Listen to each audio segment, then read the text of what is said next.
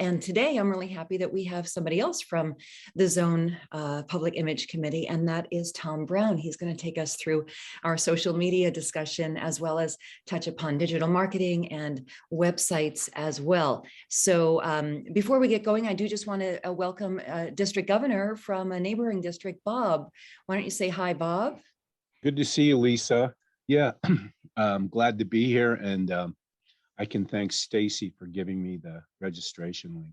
Excellent. Yeah, and we'll be partnering up on a district conference with you and your team. So that's great that you could be here as well. All right, well, let's get started. I'll just do a real quick bio. It's a million miles long because Tom has done amazing things for many years, and he's a really interesting, nice guy. But the short story is that Tom is the founder and CEO of MediaBarker, where he leverages his 30 plus years of experience in email and social media marketing, project planning and event marketing, management, communications, and PR techniques.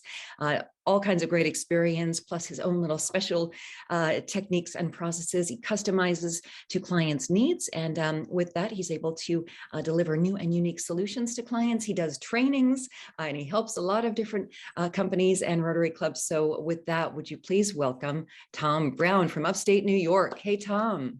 Hello. Or is it Western New York? What would you consider? It's upstate New York, upstate, yeah. Central, just below the Finger Lakes, just north of Pennsylvania type thing. So thank you very much. And that bio sounds a lot better writing it than hearing it. So, but let's get started. Hopefully everyone's got the screen share going on. Yes. And let me optimize my computer for this. All right. Excellent. So what we're going to do is we're going to talk about websites and social media tips and best practices.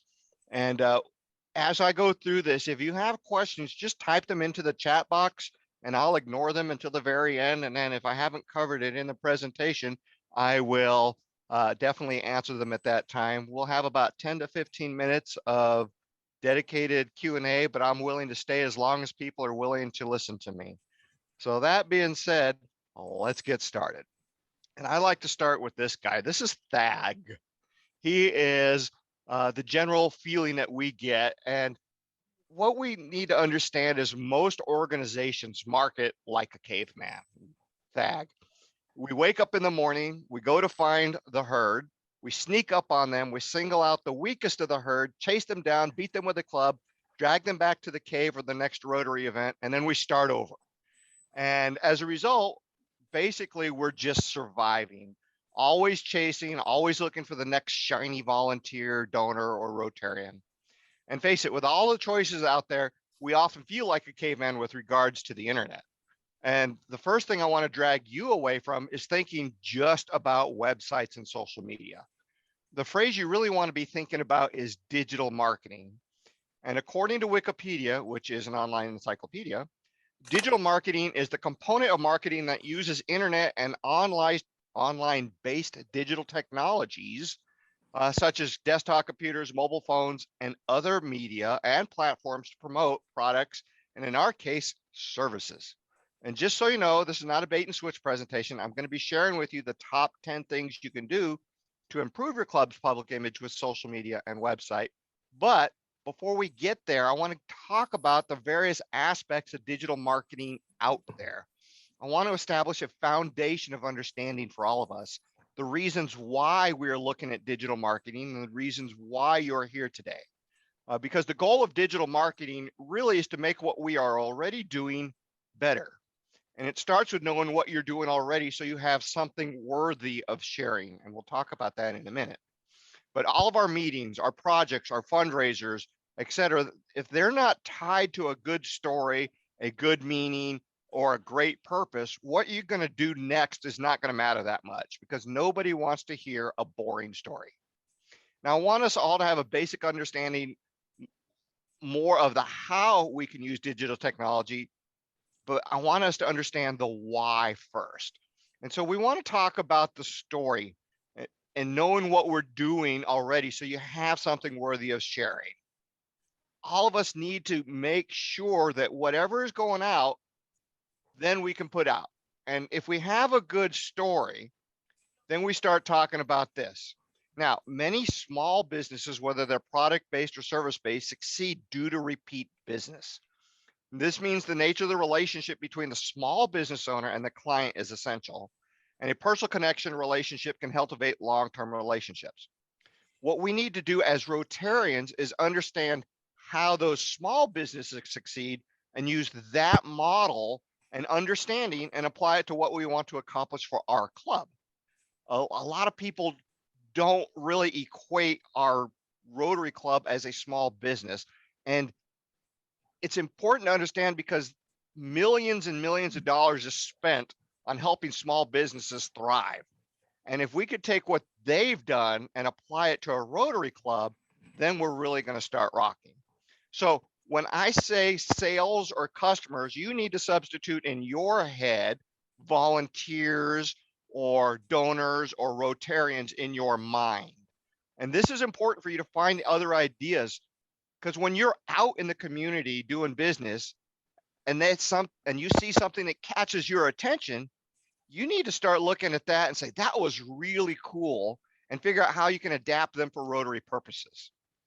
So first of all, when they come back, or if, but when they come back, most of our repeat sales, 90%, comes from people that have already done business with us. They like us, they're coming back. They volunteered with us, they've donated to us, they're coming back. So what we're really after is the other 10% of how to grow.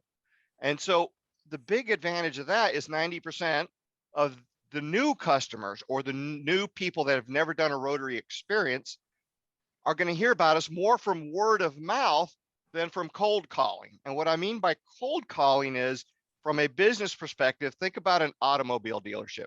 If you've ever got those postcards that say, you may already won, just scratch this number. And if it's this number, you come in and or there's a key taped to your card. That's a cold call. They're just buying an email list or a mailing list and sending it to you. And so we're going to ignore that because that doesn't work very well. And it's really very expensive to do. So what we want to talk about then is the digital marketing and how it drives behavior. Now let's think about the experience you provide through your interactions with your customers or supporters or donors, where digital marketing fits in. So if you want the internet to work for you, the first thing you have to do is you have to create a wow experience. Now think about all the ways you interact with your fellow Rotarians or donors or prospects. What's something that you can do for them that's valuable? And it doesn't have to be anything huge or expensive. And a wow experience could be something small and meaningful, like the way you process a credit card could be normal, but the way you wrap the purchase could be wow. And so what you want to do is think, this is really good. And wow is what gets shared. That's what other people will share out on the social media. Now you got to be careful, because it's got to be wow great, not wow craptastic. If it's wow craptastic, that's also shared. Nobody shares average.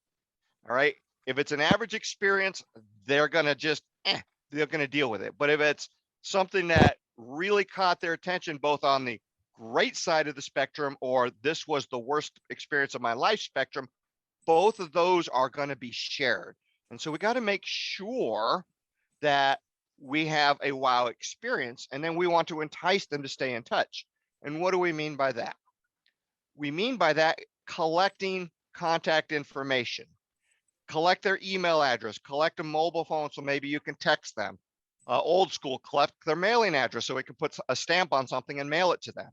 Another way is have them follow you on Facebook or follow you on Twitter. Either way, you're trying to get them to create and connect with you so that you can engage with them. And if you can engage with them, then they'll come back to your event the next time.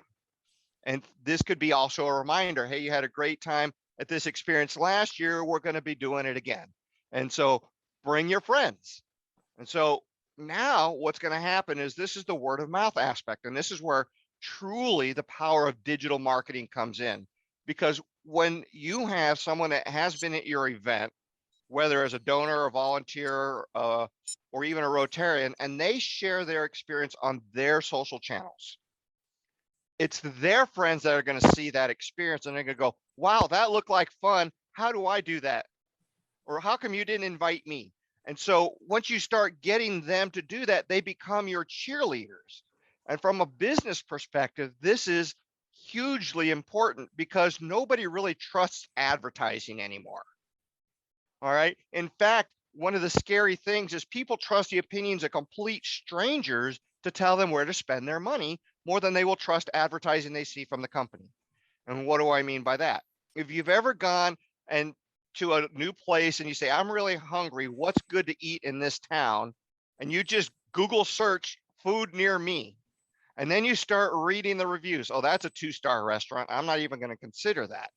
Well, you are trusting the opinions of strangers that you've never met and most likely never will to tell you where to eat.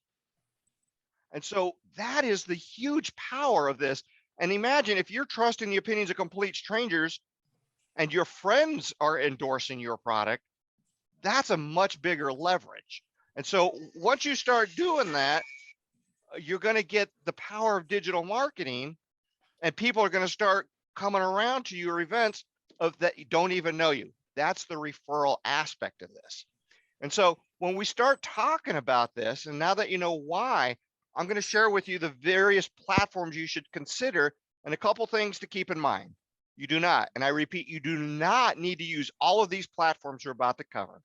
You pick the ones you think are going to work best for you, and you start there and slowly add an additional platform as you grow, and more importantly, as you get volunteers that will help you grow. So for example, if you think Twitter's great and you start Twitter, but no one on your Rotary club or district is willing to manage the channel, that means it's more work for you. You need to find someone that becomes a champion for that event or that tool or that platform. So we're in a very unique time right now, actually, and we can all try something new. And the nice part about this trying something new is we're going to make mistakes, and people are really willing to forgive mistakes. They get it. If they see, particularly with nonprofits and things like that, is, oh man, that volunteer made a mess. That was pretty funny. And you can recover from that pretty easy, more than a professional business. So now's not the time to pull back, but to try things new. And with a thought of possibilities, eventually, maybe even make some things hybrid. So the first thing we're going to talk about is the website. And there's 6 different aspects of the platforms that we're going to talk about. 6 categories. And we're going to start with the foundation, the website, and blogs. Now, here's the thing. Websites must at a minimum be mobile friendly, but I prefer mobile optimized. And a lot of club websites out there are too large and they get stale. And one of the main reasons they get stale is because we're a volunteer organization, and the person that put it together with all the rah-rah and enthusiasm 6 years ago is no longer a Rotarian. So truly the worst case scenario is he took the passwords with him to the website and you have no idea how to get there. And I've had a couple clubs in my district that I've had to rescue from that particular aspect. So if you're going to take the time to actually build a website, and most clubs do, you got to integrate a free Google Analytics to track the codes, and you have to have more than one manager or admin to it. This keeps it controlled, and the Google Analytics allows you the ability to track things. So one of the things that the website must be is more than a brochure. And what I mean by that is, you've seen the trifold brochures that most people have. If you copied and pasted that stuff there on a website and left it alone, that's a brochure website. And so the problem with that is it gets stale fast, and Google is not a friend to us. So I want to talk about SEO for a split second. SEO stands for search engine optimization. And all that means is, can they find your site easy? And secret number 1, Google could give a care less about you and me and our websites. They don't care about us. What they do care about is the person that's at google.com typing a question. That is their only priority. And their goal is, if they type a question, to give them the best answer to solve their problem. So where that becomes important is does your website solve somebody else's problem? And that's what you have to start thinking if you want Google to find you. So if you are doing a lot of stuff in the community and you are fixing this and fixing that, and someone says, how do I fix this project that you do? Google might share you up because they care about the other people. So you need to start asking yourself, if someone is looking for us, how are they going to ask? How are they going to find my Rotary Club? What questions would they ask to find my Rotary Club? And then make sure your website answers that question so Google can provide your answer to someone else that's asking the question. That essentially is SEO in a nutshell. But there's a little additional aspect. They want fresh. So if your answer is there, but it's 3 years old, you're going to lose value within Google. And that's important. So this is where blogs come in. And when I mention the word blog, it tends to scare a lot of people. It means, oh my goodness, I have to do a lot of work. And no, all a blog is an entry point of information. Think about like a little news article in your newspaper or magazine. And a blog can be 2 paragraphs or 20 paragraphs. Honestly, I err on the side of 2 a lot because nobody's really going to want to read 20 paragraphs unless it's really, really interesting.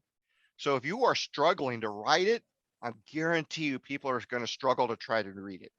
You write, you take pictures of your event, and you post what's informative, and then you move on. And it can be non-professional writing because that actually keeps things a little bit more interesting. And Google is still going to answer that. So if you say, hey, we were at the Habitat for Humanity house and we did all these kinds of things and it was great, and Lisa and Bob and Jay and Stacy all had a grand time. Look at us. And Marlene's going to recover her thumb. Yeah, she hit it with a hammer, but you know, that's fine. And show a picture of her thumb. That's share worthy on Facebook and on your website, and people are going to move things around. And so when you start putting blog posts, it's just an update. That's what we need to think about when with regards to blog posts. It keeps it fresh. And just as important, it establishes our expertise. Now, the other thing that you need to consider is a vanity URL. If your website is wix.com/Elmira Rotary, that's not a good idea. So at the very, very minimum, if your club does not own your website domain name, buy it now. $10 a year, it's worth it. Worst case scenario, you can actually just forward it to your Facebook page. The point is you own it, and now you can market it. So you can market ElmiraRotary.com and everything, even if it does go to your Facebook page. And Google loves it. That means you've actually taken time. And I do know a couple clubs that have created vanity emails. So what they did is they bought the domain name and then they sold the email $100 a year to every club member that wanted one. So now you had Lisa at ElmiraRotary.com as an email address, and she paid $100 to the club, and it was a fundraiser, an annual fundraiser, and she got a new email address. Some things to consider. Now, you can also do the same thing for some of your main events. We have a beer fest that we do annually. And last year was a virtual beer fest and we made $5,000. It was awesome. We partnered with multiple breweries and we did a 3.5 hour, what we're doing now, digital event. And we had people from around the world. I had a couple friends from Ukraine Rotary that has a beer club over there join us for a couple hours in the chat room. It was a very interesting experience. But either way, Elmira Beer Fest is still tied to ElmiraRotary.com, and you get more Google Street cred. So the big takeaway from that is if you don't have a custom domain name, buy it. Consider buying one for some of your main events or fundraisers. Platforms to consider when you're doing this kind of stuff is, for a website, GoDaddy, Club Runner. My club is Club Runner, by the way. Wix, Constant Contact, WordPress, those are all there. I'm a bigger fan of a Club Runner type thing because they're easier to recover from within Rotary clubs if the password disappears. They work with Rotary clubs. It's pretty simple. Now, the other thing to do that's coming new is ADA, American with Disability Act. Consider, if you haven't done it, making your website more accessible to deaf people, blind people, screen readers, voice navigation, assistive technologies, and more. It improves your SEO tremendously, and it keeps your website legally compliant with the feds. And unfortunately, there's been a surge of website owners getting lawsuits, and more businesses than nonprofits, because of non-compliance with the ADA.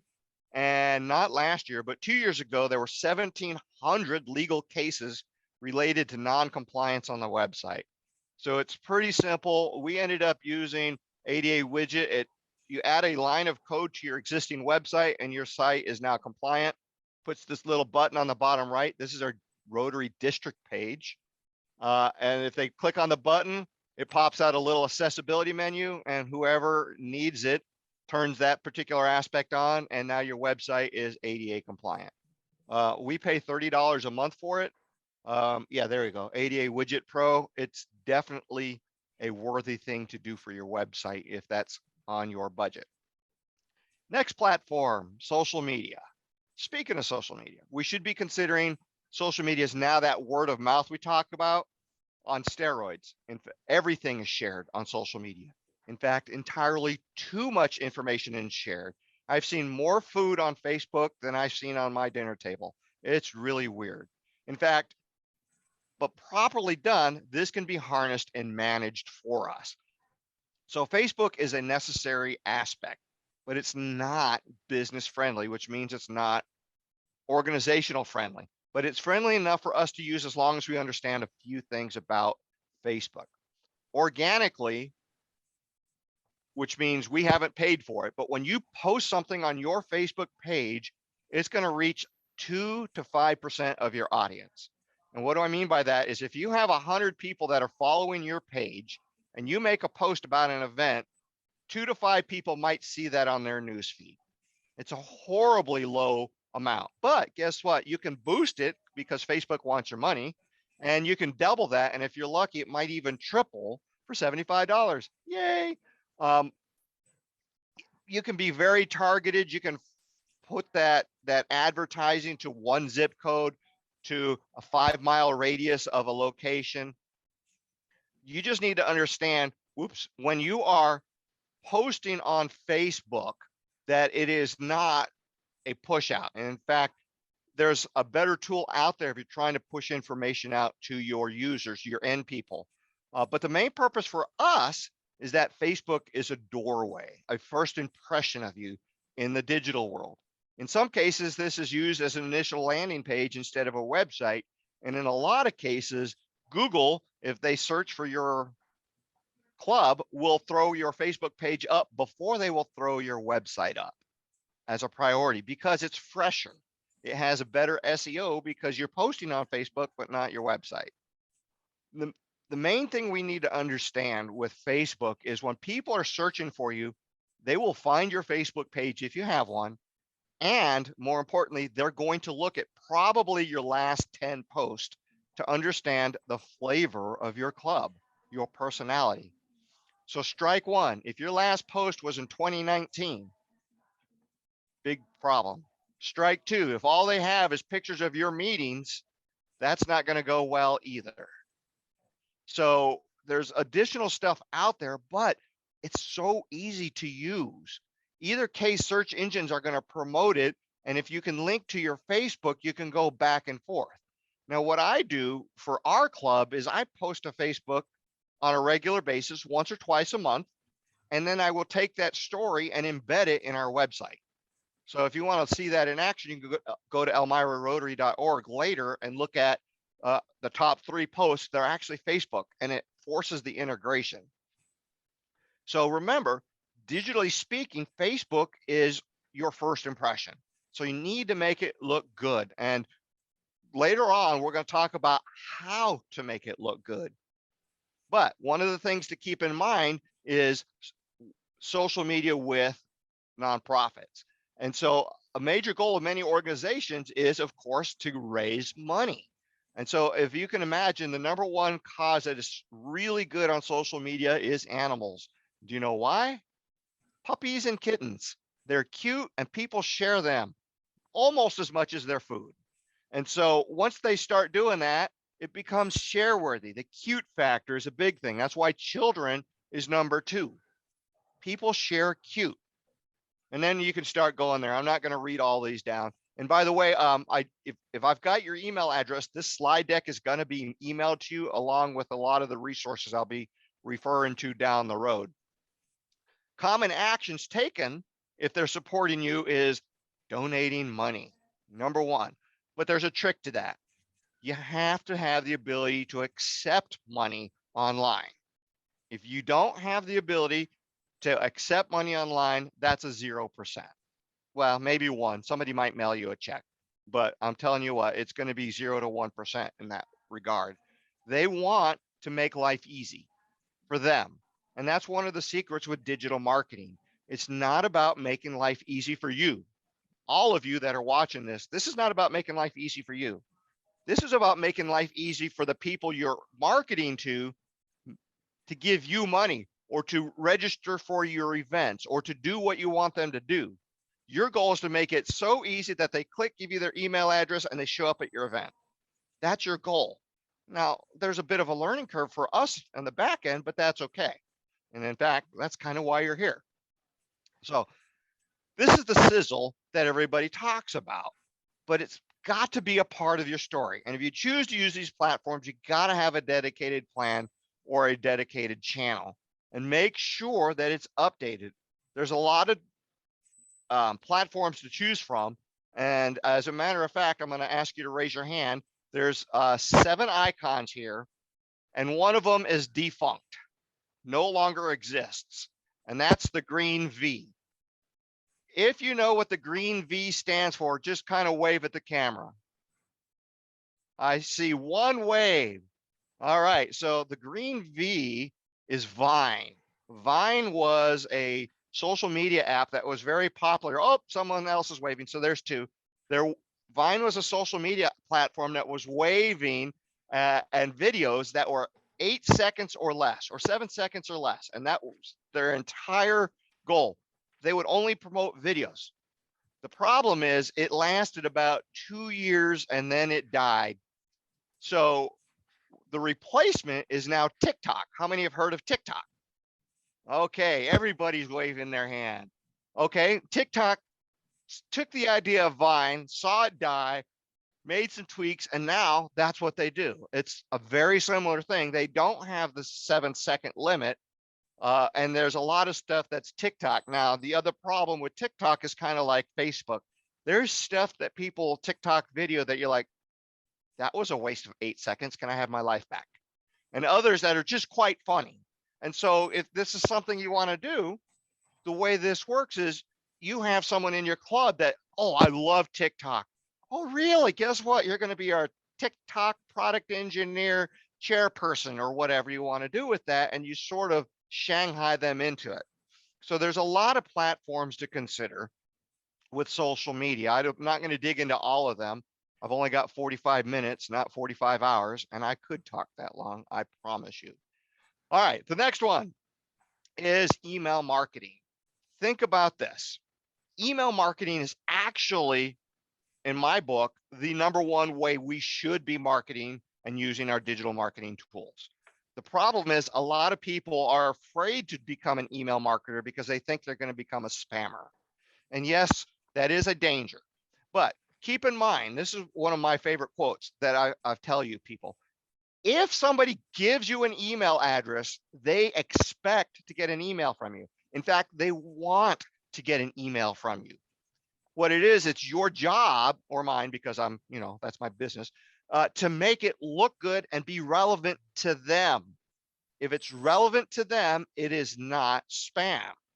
If you keep giving them stuff that they're not interested in, then it is spam. And so collecting emails, when you ask for somebody's email address, the #1 question they're going to ask is, what are you going to email me? And you tell them, well, we're just going to email you Rotary events that help the community and updates about what we're doing and how we're spending your money. And so there's different things you can do with email to make the power of it. But one of the biggest aspects of email is ROI, which is return on investment. it has the highest one, and I'll give you that number in a second. But another dirty little secret about email over the social channels is we don't own the people on our social channel. So if you have 500 people that are following you on Facebook and somebody made a post that Facebook doesn't like, you could be in Facebook jail for 2 days, 2 weeks, 2 months, or forever. And there's hardly anything you can do about it. And now you can't communicate with your 500 followers. On all the social channels, this is true. You don't own any of the free social channels. You don't own the customers. So if you collect their email address, now you have an ability to communicate with them directly, no matter what happens. That being said, this is the email ROI. Properly done, the ROI on an email is 4,400%. Now, I do say properly done, because if you are a spammer, that's not your ROI. But if you are creating the email property with a proper call to actions and so forth, that's the way it's going to work for you. And different platforms to consider is Klaviyo, Constant Contact, Robly, Keep, MailChimp. If you have Club Runner, you can email from within them, but I'm not a fan of that. I put a star on Klaviyo for one reason. Klaviyo is actually not just an email program, but it's also a texting program. So if you want to send messages out to your customers, your donors, your volunteers, and some people prefer to be texted and some people prefer to be emailed, Klaviyo is actually one tool that allows you to do both within one. All right, next area of responsibility is digital fundraising. So every Rotary Club is already doing events and fundraisers. We're Rotary, that's what we do, among other things. Now consider adding a digital component. Now there's most definitely a learning curve and it can be difficult, but keep this in mind. We want to make it easier for the end user to give us money. That's the whole thing. We want them to give us money. And just as important, we want to make it easy for them to share the event or the fundraiser with their friends. If all you're doing is a paper flyer and you are handing it out and stapling it on community bulletin boards, how are they going to share that with their friends? I've seen people take their camera phone, snap a picture of the flyer and share that to their friend. That's not easy for them. And kudos for them to actually take the flyer, and even kudos to have a nice nifty flyer worthy of taking a picture. But that is not our goal with digital marketing. We want to make it easier to share our event to them and for them to share it to their friends on their channel. So here's one of the really nifty things about social media. If you make your event share worthy or easy to share, you don't have to be on those social platforms. If you've got an event and someone's on Twitter, you don't have to be on Twitter. They could share it to their 8,000 followers with a single tweet if you make it easy for them to share on the platform of their choice, not you. So this is really important on what we're trying to do. It's much easier. And there's 6 basic types of fundraisers. I'm not going to read these to you. They're all available to us.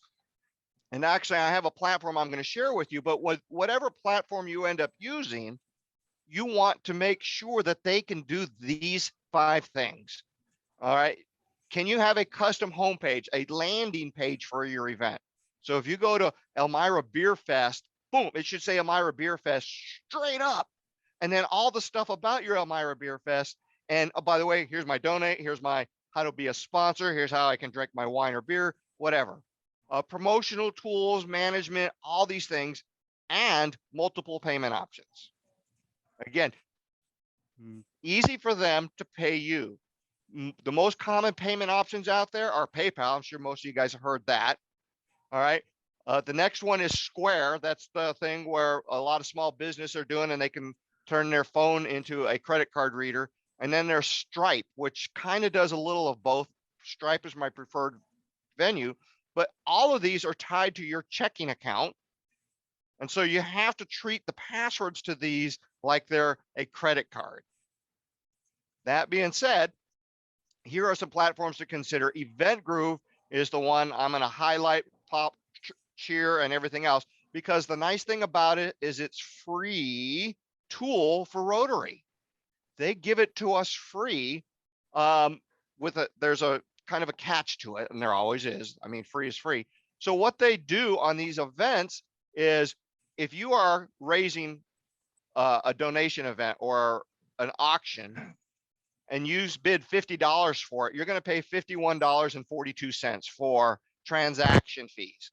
They take the transaction fee and it's still free to us. So all these tools are available to us, and we can make that transaction fee optional for them to pay or not.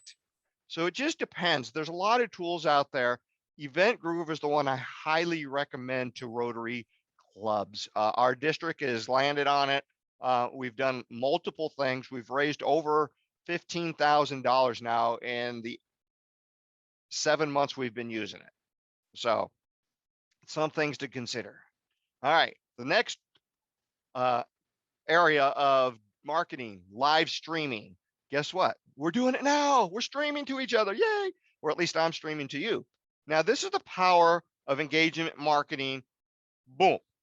And so a lot of things can happen over here. And these are what's going on. People are broadcasting, and you can think about the tools. In the live streaming category, we actually have two subcategories. Raw broadcasting is what most of you are aware of, and the platforms too, especially because of COVID.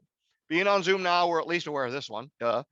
They have features and benefits, but the main thing is the simplicity in getting our stream started. In most cases, you need an account and a mobile phone, and voila, you are broadcasting like TV. And in fact, I don't know if you guys know this yet, but if we wanted to, this meeting could be broadcast to your Facebook Live page right now. So we've done that with my Rotary Club. Is if we've got a guest speaker, they're on over here, I broadcast it to our Facebook page, and now the video is also waiting there. So we have the ability to broadcast, and there's Vimeo, live stream, and Zoom. The other subcategory is studio broadcasting, and now you can mix more than one camera into the broadcast and do different things. And now a lot of podcasters are on this. I use StreamYard a lot with some of my nonprofits where I work at and do fundings for them. And I've also brought it into our church. So on the pastor, we got a camera on the music people. And then if I've got a slide like you guys are watching, that would also be a window in there. And so now that goes to the church's Facebook page and the church's YouTube page. So I'm bringing in multiple streams into StreamYard and pushing it back out into multiple streams. So now I am a studio broadcasting, not just a raw broadcast like we're doing now. We kind of touched on this a little bit, texting. It is really starting to challenge email. The biggest problem with texting is, of course, you can't really embed links, thankfully, and they keep it short. Nobody wants to type a long text. And in fact, I kind of think we're going to be drifting into this. Our thumbs are going to grow thumbs and fingers. And so we're going to be able to text quicker and faster down the road. But one of the big advantages of texting is our phone calls are awkward for those who are not great at social interactions, and COVID hasn't helped that improve. You can think about what you're going to say, and then you can say it, and a text lets you say things you may be too scared or shy to say to someone's face. And a text is something that you can type 4 or 5 times, erase, type before you hit send. A text is proof someone said something. So you could say, no, I texted you, look, and show them your phone. Conversations are simpler, direct, and can be conveyed to several people at the same time, not in the area. The main reason I like text is it's quiet and disturbs no one but people actually involved in a conversation. If I'm looking down like this, you probably think I'm replying to a text, which I'm not, because I wouldn't do that to you, but other people can. You can see them doing that. And it leaves you free to do other things besides talking to the people. It's almost like a voicemail. You can read a text and deal with it at your convenience, whereas taking a phone call, you have to take it right then and there. The biggest issue with it is you get quick response times. And the reason I say it's issue is because if you aren't careful, they're going to expect quick response times. So that's the problem with texting is people say, I texted you 20 minutes ago, how come you didn't reply? Because they think it's fairly instant, and it can be. I train most of my people to say, I am not going to reply immediately, but if you text me, I definitely will, because it becomes a task to-do list and I can archive texts after I've dealt with them. So a lot of things can happen. And the biggest advantage is there's really no app needed. It's built into every phone and mobile device.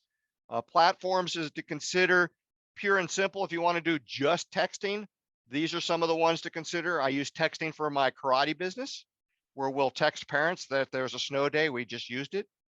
No karate last night. Gee, I wonder why. And don't forget, Clavio, if this is something that you are interested in doing and you're already doing email, that would be something you would want to consider also.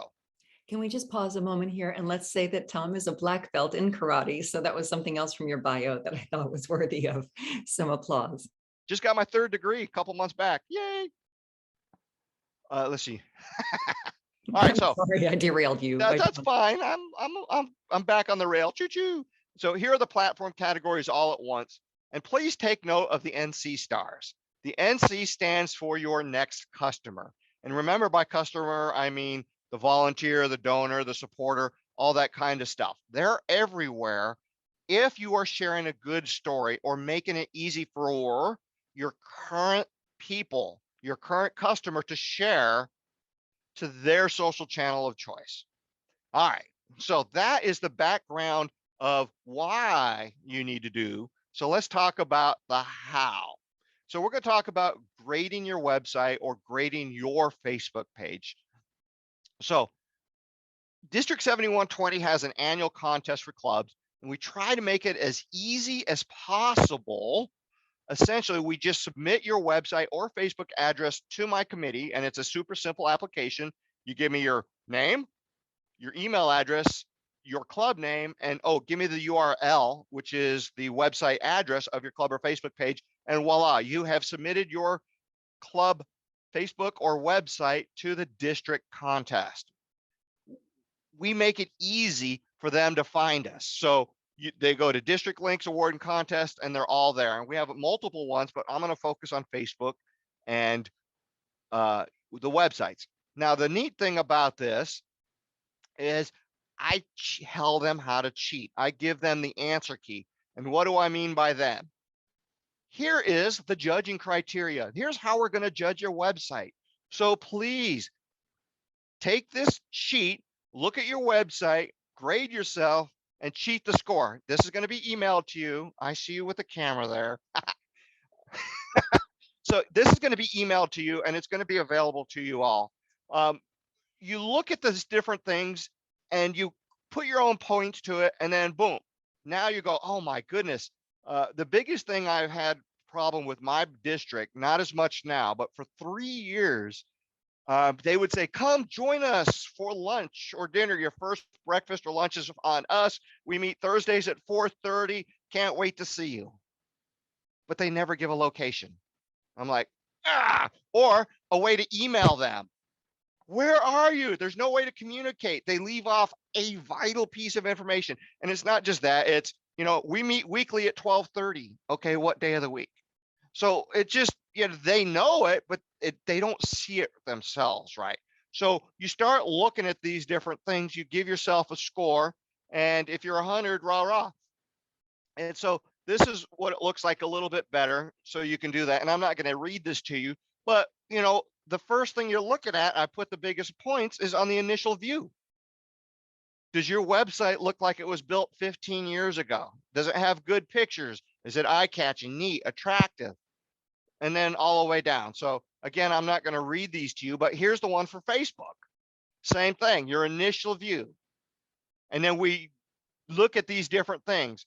So there's 6 points I want my judging committee to look at.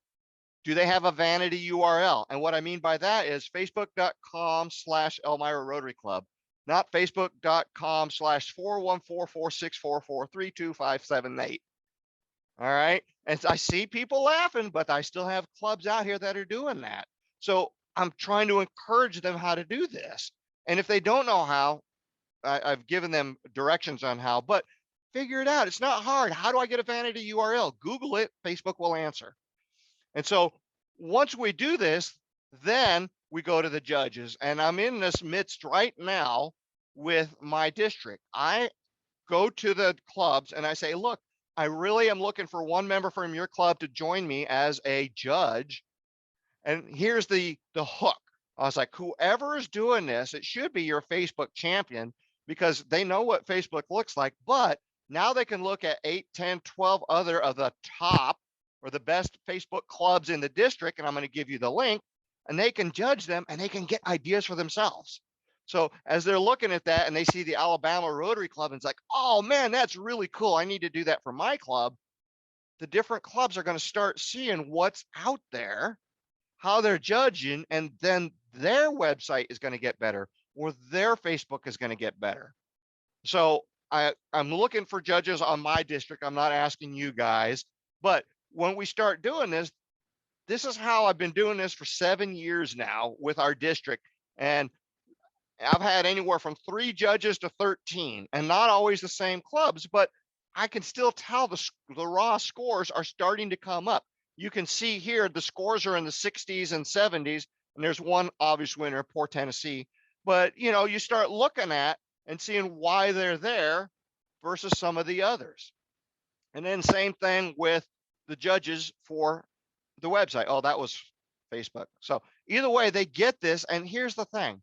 I tell them, you can judge your own website or you can judge your own Facebook page. It's fine. Just be Rotary fair to yourself and judge. It's okay. I mean, I've judged my own website and came in 3rd place. Because some of the others are better. And I really try not to do everything for my club. I'm trying to train other people to do it. So I, you know, giving them ownership within the club to do it. And then this is what I do. So as a zone rep, I'm trying to get every Rotary district to do this. So the Rotary district says, we're going to do this. They hand it out. The judges come in. I give them this spreadsheet. They put in the judges on the top with the raw sheet. So you remember the numbers on the far right. All they got to do is transfer the totals down into these columns for each judge. And you can see Chris Evans is doing very well over there with the judging. And you start doing that. And then the numbers, the winners are the winners. It is what it is. 1st place, 2nd place, 3rd place. It doesn't matter. And so this also kind of keeps somebody from helping or hurting their website, because some people will elevate their website or some people will judge their own website too harshly. So either way, by having the more judges, it balances out. And the biggest thing is that the judges always ask, well, how much time is it going to take me? Because, you know, volunteer time is free. And it's really, you know, 10 minutes, 15 minutes per page or per website. I don't want you spending longer than that. I want initial impressions. If you can't find where they meet within the first 2 minutes, then, you know, that's a low score, right? Just judge every website the same way. And that's the other thing. You know, some people's perception of initial views is going to verify the others. It doesn't matter as long as they all judge the same. So the top 10 ways to enhance your public image. Number 10, sorry, wrong order. Memorable means consistent. You just need to stay consistent in what you're doing. And so if you are doing Facebook, you need to make sure you do a regular post on a regular basis.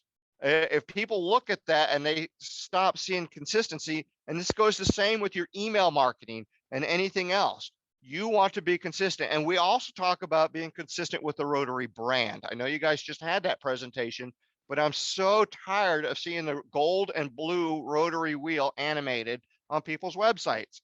We retired that in 2013. Come on, people, come through. Number 9, one of my favorites. Your phone is your best public image tool. Everybody's got a phone with them at all times. And so if you are at an event, I don't care what kind of an event, even if it's your club meeting and something funny is happening, take pictures, take a video, and post it on your channels. It shows interest. It shows the fact that you're not just promoting, join us, join us, join us, volunteer, volunteer. Oh, give us money, give us money, give us money. Promote having fun.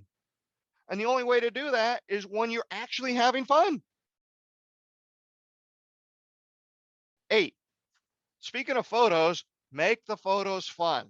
Nothing disturbs me more than a Facebook page or a website full of nothing but group shots of people just standing there smiling at a camera shoulder to shoulder.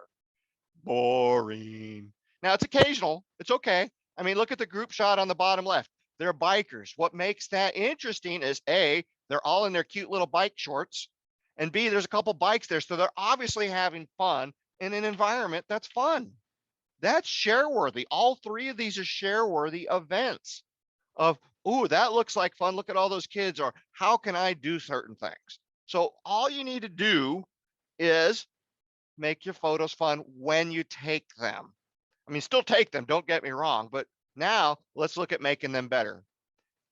Now that you're on social media, you need to stay active on social media. And so we talked about it briefly with the 100 points of Facebook and how to judge your own page, but look at all these things. And the one thing I want to point out is your cover photo is important real estate. Choose carefully. I hate seeing a photo of a group and it looks like this, and all you see is the shoulders because Facebook automatically cropped it wrong. You can change it. I see people laughing. You've seen pages like that. You're like, what is that group? What is that cover photo even of? I mean, that's the first impression on your Facebook page, and you don't see anything except chests. And that could be bad sometimes. All right, moving on. Social goes beyond Facebook. And what I mean by that is, by a show of hands, how many of you have a LinkedIn profile? Anybody? Anybody? There's a cue. All right. So that being said, how many of you highlight your Rotary experience in your LinkedIn profile? I see one. Oh, there's a couple now. And that's part of the problem. You need to be proud. Rotary is an experience. There's a lot of things that we get out of Rotary. Public speaking skills, what I'm doing right now, a lot of these other things, and you need to let them go. So this is mine. I say and Rotarian up at the very top. I highlight it. I've got 2 of my titles in there. The public image chair since 2015, and I was club president in 2014. So highlight your experiences within Rotary to promote yourself. There is a lot of business applications to that. And think about it. If your business is doing poorly, you probably have less money to donate to worthy causes. If your business is doing great, you have more money to do worthy causes. So there's no reason to be afraid of incorporating Rotary into your business and vice versa. Number 5, this is kind of a gimme. I'm surprised nobody, no. Everyone should know about this. Again, this is a recap of the contest. Just improve your website, little things out there. And remember, this is going to go to you. And if you look at it, this is actually my Rotary Club page.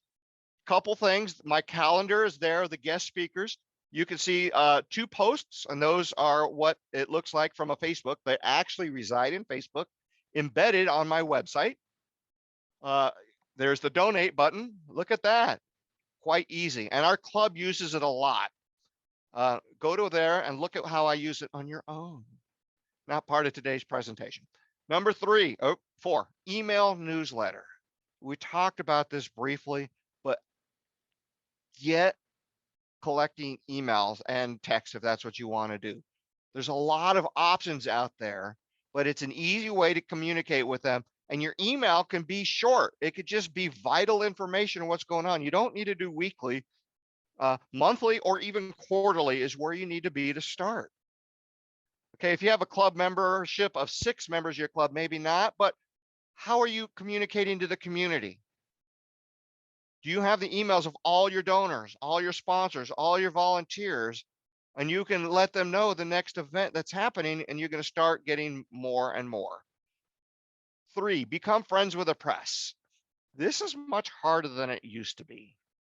I can't tell you how many Rotarian press people I've drafted into the Rotary Club, because it's pretty easy to say, hey, look, you are always crying for stories. Join the Rotary Club. We're out in the community. Even if we're not involved, we'll let you know everything's going on in the community and you write about it. And they're like, great.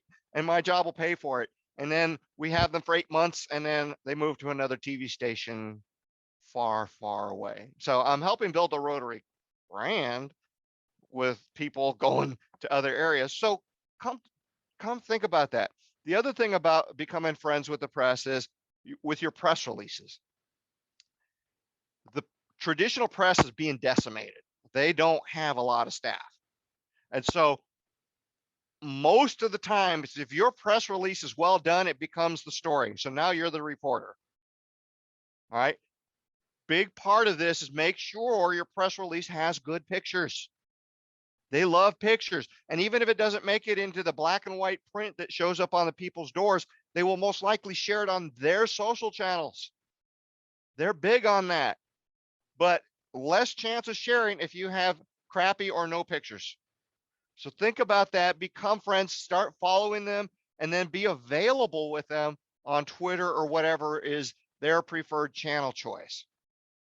Two, don't forget video. I'm going to play this for you here.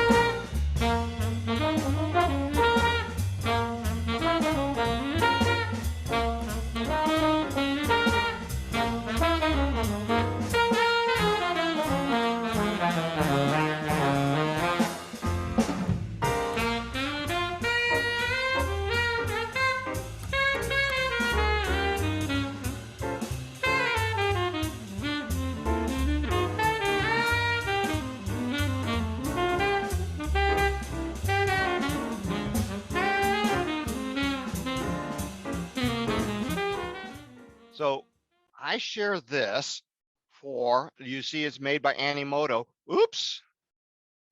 Hit one key too many. Hold on. Got it back.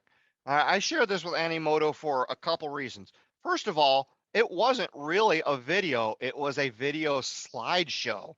So think about that. They didn't take a video. Those were really good pictures, and all of them, although one had the old Rotary wheel brand, well, whatever.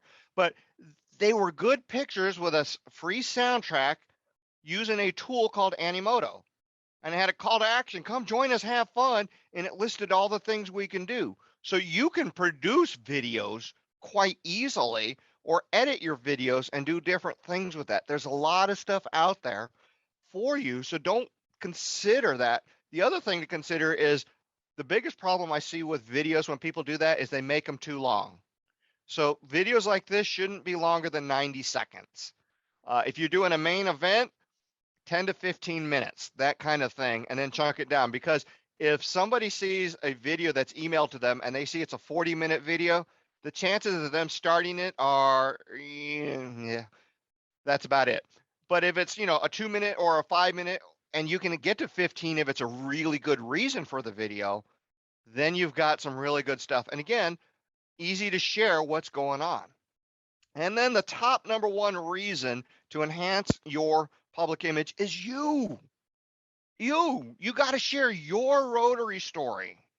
Learning is fun. You got to share the benefits of Rotary, and not just the official benefits, which I'll share with you, but what are the benefits to you? How has Rotary made your life easy? So I think we forget all the benefits Rotary has for us because we focus on the 3 or 4 of the big benefits that we got from us. So here they are quickly, and this sheet is actually easily findable and downloadable from our club website, and I'll send a link to it on my email to you. But here we go. Ready? Friendship, business development, personal growth and development, leadership development, citizenship in the community, continuing education, fun, public speaking skills, citizenship in the world, development of social skills, family programs, and vocational skills. Whew. It's kind of funny. I flub public speaking skills, huh? Anyway, all these things are here, and I created this to get more business people involved so I can go to the business owner and say, look what your employees get. Develop your employees. And so that has helped us grow with our business membership. We've got one member that pays for 5 Rotary members to be members of our club because of this. So they're full Rotary members, but they pay it in a slight discount. Anyway, moving on. And then I have a bonus reason. I just could, top 11 sounded horrible, so I snuck it in. The top 2 reasons people join Rotary: connection with their community, giving back to their community. So if we remember that it's really about the community and people join Rotary, these are, maybe not you, but these are the top reasons on multiple polls of why people have joined Rotary, is it has something to connect with it or give back to their community. So when you start doing your public image, tie it to how you guys affect your community positive in a variety of ways. Even if it's $100 scholarship to help a kid, that's a positive. All right, so 3 bonus resources. All right, so the first one is Zone 28 and Zone 32 partnered. And Zone 28, by the way, is most of Canada and a little snippet of New York. Earlier last year, they did a public image, the musical, and we had 9 presenters come in under musical theme. They didn't sing, so I promise you that. And they talked about different topics of public image. So we had a professional talk about persuasive writing. We had another one talk about Instagram stories. We talked another one talked about raising more money. And each of those presentations was 5 minutes. That was the goal. We wanted to keep it short and sweet. We talked about that. So the link will go to you. You can go and watch the individual presentations of the image. I've got the whole video uploaded with timestamps, and so you can jump right to where you want to. And there's a PDF playbill, of course. It's a musical, right? And it has additional resources within the playbill. So I would print that out if this is in your area. Bonus number 2, our zone, your zone 32, we created a public image 101 booklet. And it's a double-sided folding thing, so you have to print it and then organize it and fold it in half. And we have a lot of resources built into that, along with the bios of your public image team on Zone 32. So all of us are available to help you. And so you can look at who the 8 members are of the Zone 32 public image team, look at a quick image of our bio and say, oh my goodness, he is an expert on that. That's the guy I need to contact. And then we have multiple contacts for you. Number 3, I know it says New York, and I looked up Pennsylvania. Now, someone in Pennsylvania has to take charge here, because I tried to get a Pennsylvania plate and they haven't finished the process. It says, you can't get the Rotary plate yet. Image coming. So something's missing. Somebody's dropped the ball somewhere. And we're working on getting it for New York. We're almost there. They've got the old logo that's approved, and we are almost getting the new logo approved on. And so that's what the New York plate's going to look like. And as soon as it becomes available, I'm grabbing it. But consider finding someone to get Pennsylvania across and then start promoting it within your district and or club. Woo. All right, that is done. Questions are abound. I'm going to stop sharing right now. I'm going to look at the chit chat box and see what showed up. You want me to read some of the questions, Tom? All right, look at that. So scrolling all the way to the top, make the box really big. I love this. All right, fun tip. Google likes blog posts that are at least 300 words. Anything less might not be indexed. That is the going thought. The thing with Google is A, they're constantly changing their rules, and B, they don't tell anybody what the changes are. They keep it very generic. It's a secret. But that being said, yes, they do like 300 words. And honestly, it's not hard to type 300 words. My point on that is, if you are struggling at 240 words, stop. Don't fluff it. Just post and move on. Because again, if you're adding words and you start repeating yourself, you're setting a bad precedent. No one's going to want to read that. The email that everybody gets is going to have a link to the ADA compliance. Yes. That will probably go out either later today or tomorrow. Let's see. Do you recommend asking people if they prefer to receive info via text or email? Yes, if, and there's the caveat, if you have an ability to do that. If you can't text them back or you don't have a texting application, then there's no even reason to ask. On the other hand, you could say, if you're trying to build that tool up and you could say, we're hoping to have this up and running by the end of the first quarter, and so we're just collecting now, then that's fine too. Event Groove and Action. That's a great link. Will a live stream reach more viewers than a regular post? It depends. So Facebook, here's the neat thing with Facebook and live streaming. You can schedule a live stream up to 7 days in advance. So you could say, we're going to have a live stream event next week. You can't schedule it 8 days or more. It's 7 days or less. And so now it starts, you've got a week of this commercial showing up on your streams or Facebook streams of, you know, Rotary is going to have a live event in 3 days, and people that are following you have a chance of seeing that more. And then as it gets closer, you can put bonus posts out to promote the event. So now you have a week to sort of get people to do that. And the nice thing about that is if they go to the event page, they could say, yes, I want to see it. And so now by interacting with your prepared post, when it comes up, Facebook will let them know, hey, this event starts live in 20 minutes versus people that haven't liked that screen yet. So you get that chance to tell them, look, let them know you're coming, and Facebook will do all the work and remind you when we go live. Creepy image, which one?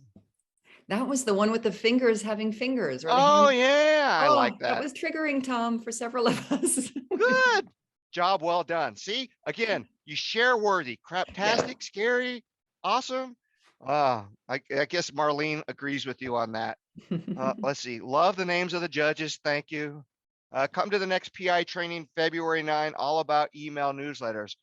So that's a commercial from Lisa. Yes. February 9, you're going to talk about email newsletters. Just to let you know, I have clients that use them all. MailChimp, I hate, but it's free. All the others are, you know, basically $15 to $20 a month, and they're worth it. Klaviyo came to my mind November last year, and I love it. It is now my new favorite. I'm still learning. I'm slowly integrating my businesses over to Klaviyo because of the texting. So for $20, you can text and email your clients the same way. It's really very cool. Tom, and of course, because I find it important, I'm now an affiliate marketer of that. So if you want Klaviyo, use my link. And if not, that's fine. All right, Tom, so that's all the chat questions I have. Let's go live. What do you guys got? Tom, I just wanted to add that our district 7450 uses DACDB, and we have recently started using the Easy Stories, Easy Bulletin method, which is something that we'll be zeroing in on Wednesday's training. But also as it relates to the texting, we do have that capability. Some of us are just not so sure that we want to be using text, but some of the younger folks are asking us to do so. So we're that's one of the decisions that there's an easy answer. If they want it, do it. Okay. Honestly, it's not really much extra work to send out a broadcast text if you're broadcast emailing. It really is not much different. So if they want to do text, then just make that available to them if you've got the tool. How do they opt into that though? Like, we don't want to bother or be intrusive to those who don't want the text. Well, whatever text tool you end up using, you'll have an email that would go out to everyone that says, hey, and they'll tell you how to sign up. So they'll give you a code, they'll give you a number, whatever, and you would send an email. Hey, we now have texting, text 12345. No, I'm sorry, text this code, D7450 to this phone number, and you get started, because then they give an automatic reply and it says, do you really want to join? And I'm going to say yes, and then they're in. Okay, thank you. So whatever texting tool has, we'll tell you how to do it. All right, Renee has used the P-text for her club. So yeah, we'll explore that a little further. Any other questions for Tom? I have a question. Yes. You said that Club Runner, you can do a blog on Club Runner. Is there a widget for that? Yes. I don't recall ever seeing it. Where does the blog show up? It's stories. They call it stories. Oh, that's why. Okay, thank you. It's just a different name. Blog is very encompassing, but stories is essentially blogging. Okay, thank you. Anybody else? Sweet. The Either training, I was boring or I covered everything and there really are no more questions. I wanted to I say, hear a lot of people whose heads are swimming now, and they're trying to figure out exactly how they're going to accomplish all the great things that you've outlined for us. Pick one. Start somewhere. Just pick one. Doesn't really matter. And that's just it. It's always about forward progress. I mean, there truly is a lot. And the reason I do it this way is different clubs are in different stages. right. So, you know, wherever you're at, and I've done this same presentation style for the last 7 years, and I've got some club members that said, this is the 5th time I watch it and I always get something new. And that's good because that means you're in a different stage, and the stuff that was over your head, you completely forgot about because it just didn't click, and it shouldn't. Go with the stuff that clicks. You'll get better. Next time you watch it, watch the video again. This has been recorded. I'm actually, we're doing a 4-district, multi-district pets. And 2 weeks after that, I'm going to be doing this presentation promoting to those districts. So I'm trying to get, you know, my goal within the zone is to get everyone to do the contest, because to me, that gets people involved. And it doesn't really matter how many get started. The fact is you just start the contest, you give the awards at the district conference, and all the clubs that had no clue go, I didn't know we had a Facebook contest. How come nobody told me? Well, you either aren't reading your emails, aren't going to Facebook, aren't, you know, and you can list all the stuff. And tell you what, give me your email address. I'll make sure that you get district communications in the future, you know. And so that's a way to fix that, because the first time I did it, like 30% of our emails were, and so cleaning your email list is important. But that was a lot of people, the first year we did it, a lot of clubs like, what? How come we didn't know? Tom, I have It's just another the way it question. goes. I mean, it's a incremental growth. You're never going to get everybody. You're never going to be perfect. Tom, the reality is that some clubs are very, very small, have limited resources of money and also human beings who could do the work to either set up or create or maintain an online presence. So a question is, for a club that's really struggling right now, if they were to do one thing, would you suggest it be make a Facebook page or create just a simple one-page website? It depends on the club members. What do they want to do? If someone says, I really want to do a website, you don't want to force them to do Facebook. And vice versa. If they really want to do Facebook, you don't want to force them onto a website. What you need to do at a small club is buy the club domain name and then go in that direction. So if you're going to do Facebook, you still buy the domain name. And so Elmira Rotary goes to facebook.com/Elmira Rotary. It's just a redirect, and you can start doing that. GoDaddy and some of the others, they give you web hosting, and now it's like, I think $100 a year, and the ability to build your own website within it. So it's all widget based and drag and drop. So it just depends on what the club member wants to do. So you don't want to force them one way or the other. You definitely want to start with the domain and then let it branch one way or the other. Okay. So it's their area of interest. Not one is not better than the other, as long as they're both done. Earlier in your presentation, though, you recommended against having a brochure type of website. Right. So in the case of these smaller clubs, could that be a viable solution for the time being until they get more support? It depends. Again, that's a lot of answer, but the brochure website, if you are listing everything that you do and it stays active, then that's okay to a degree. The SEO isn't going to be well. The problem with brochure websites is they tend to get stale. Like, oh, I really like your Dancing with Stars program. Oh, we haven't done that in 3 years. Really? You know, that kind of stuff that poo-poos people. Gotcha. Okay. So if you're not actively doing it, then it shouldn't be actively promoted on the website. So it just depends. I mean, a brochure website, as long as it goes, if you're not doing Facebook, a brochure website is better than nothing for sure, of how to get to the club and things we do. Great, if you are doing both, then I would talk about embedding your better Facebook posts into your website. So it's cheating. Mm, And that's what I do with my club, because the person that was maintaining the website moved on. mhm. And I'm like, I don't have time to create content for the club. I do a lot of other things. And so I punch the club members and say, look, if you don't give me a picture and write it up, I'm not going to post it.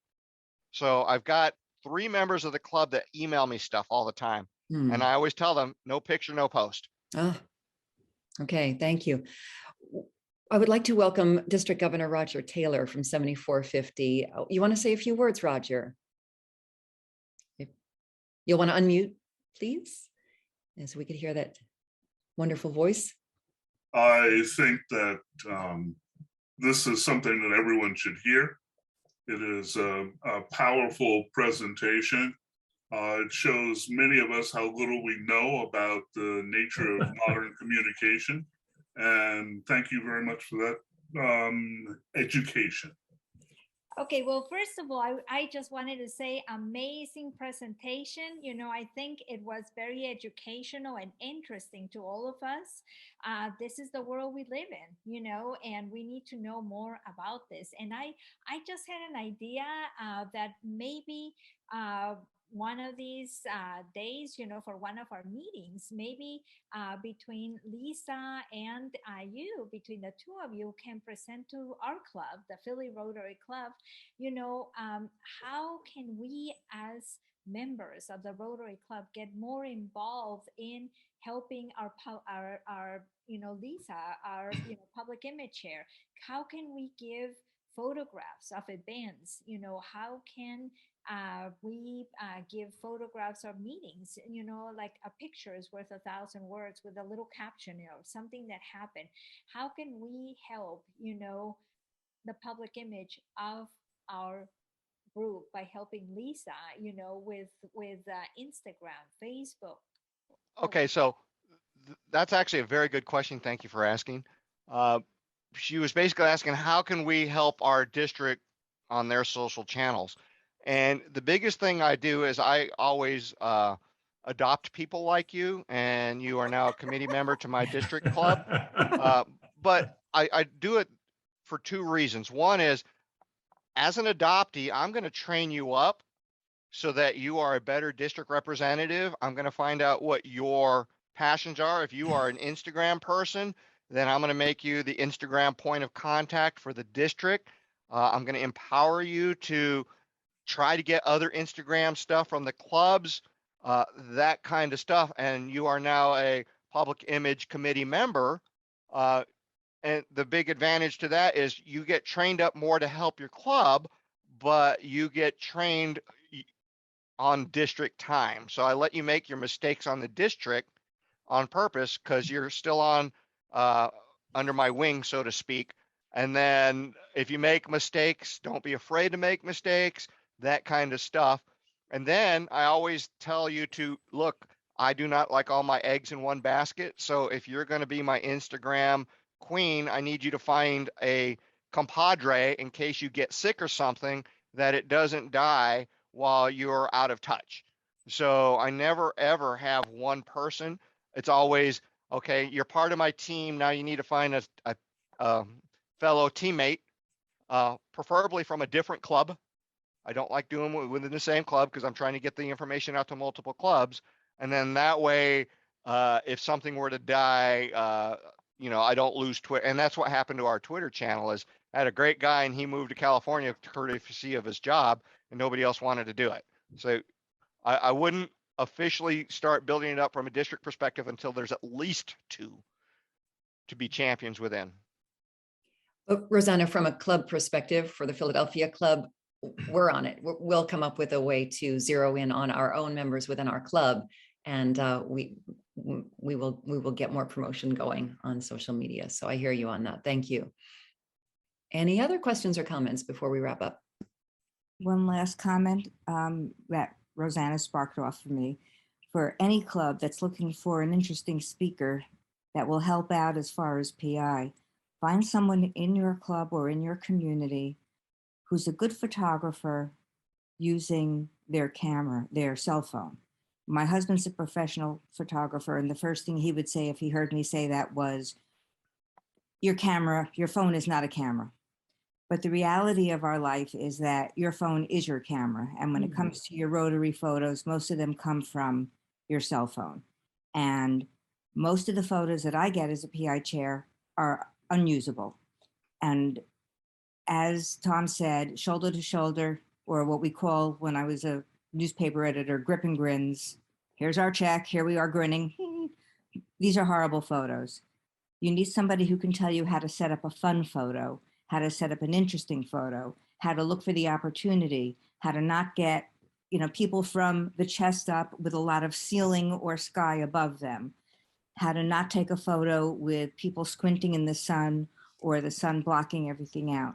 That would be a great opportunity for a speaker, preferably someone who's not in your club, so that you have the opportunity of recruiting them, because so many of our speakers turn out to be members. And it would make your photos so much better and usable. Just a suggestion. That's wonderful. I love that. I think every club should do that. Or maybe we could do something on the district about that. Thank you, Marlene, very much.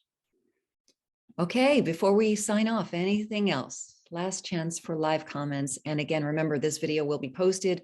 You should all be receiving an email within the next 48 hours. And I am really grateful that you all stuck around. And Tom, you gave so much time as a volunteer gig. You just gave us so much for your time investment, and we're so grateful. So thank you. And I'm a huge fan of the Zone 32 Public Image Committee, because that's where we're getting you and also the previous speaker, the trainer from. And there's a lot of value here that we can tap into. And I'm grateful to have discovered you. So thank you again, Tom. It was wonderful. Print that zone book and you'll see the other 6 of us and draft them too. Will do.